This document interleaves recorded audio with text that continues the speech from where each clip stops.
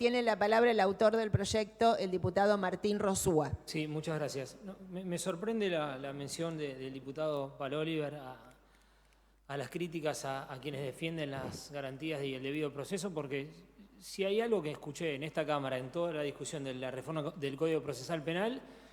es en que nadie se puso en posiciones críticas, sino que se trató de conciliar un proyecto que venía con algunos cuestionamientos importantes con la defensa precisamente de las garantías y el debido proceso. De hecho, el producto que nosotros, legislativo, que obtuvimos después de esa discusión, es un producto que cubre las garantías y el debido proceso de una manera mucho más eficiente que el que había entrado a esta legislatura en un inicio. Sí creo que tiene que ver no con el garantismo o no garantismo, sino que esta reforma tiene que ver, como lo dijo el diputado que habló precedentemente, con un uso más eficiente de los recursos humanos vinculados a la justicia y a las fuerzas de seguridad. Y yo no le escapo ese debate, al contrario, lo pongo arriba de la mesa. Digamos, si nosotros tenemos recursos limitados y escasos para cumplir con determinadas funciones que el Estado tiene asignadas, y son funciones que tienen que ver ni más ni menos con la seguridad de los individuos y con la libertad de las personas, que nosotros podamos utilizar esos recursos de la manera más eficiente posible no es un tema menor, sino que es una obligación y casi un imperativo moral que los legisladores tenemos que tener. Todo ello, como dijimos antes y como lo hicimos en este proyecto de reforma, sin afectar no solamente las garantías del debido proceso, sino que también intentamos no afectar los principales fundamentos del sistema acusatorio.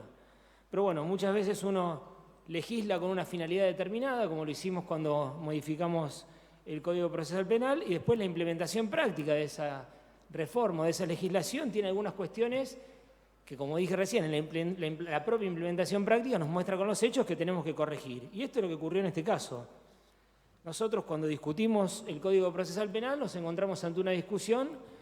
y ante un debate, una disyuntiva, que fue si manteníamos la audiencia imputativa, que fue un planteo que surgió acá en esta legislatura,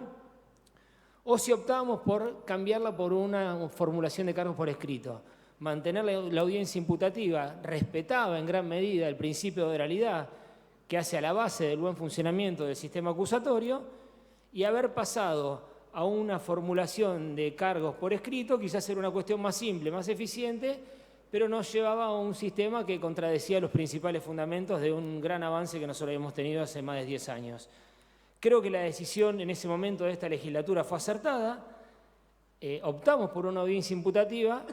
pero el problema es que nos quedó esta audiencia del control de la detención a las 24 horas, que se transformó, al coexistir con la audiencia imputativa, en una mera formalidad de trámite.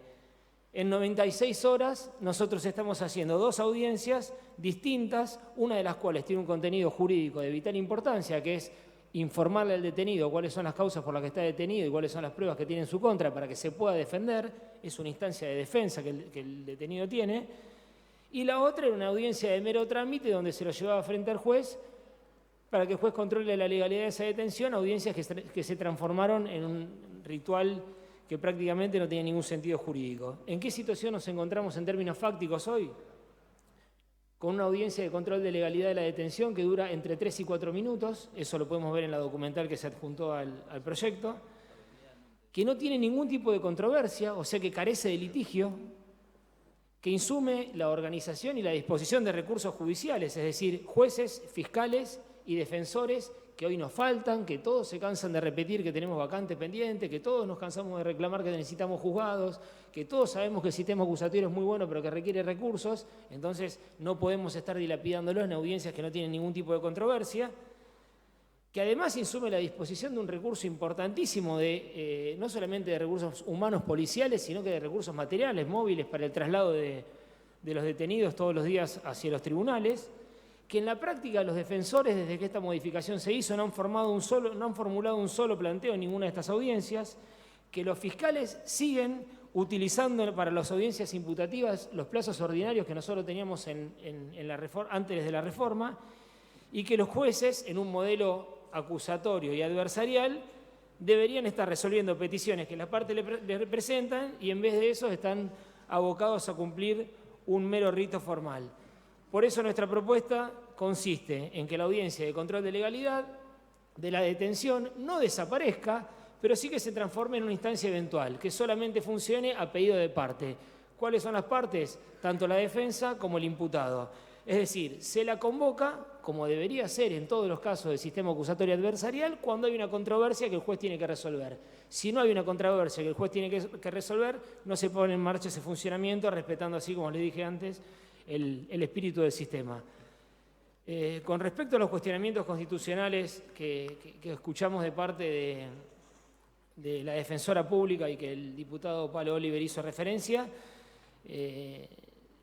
lamentablemente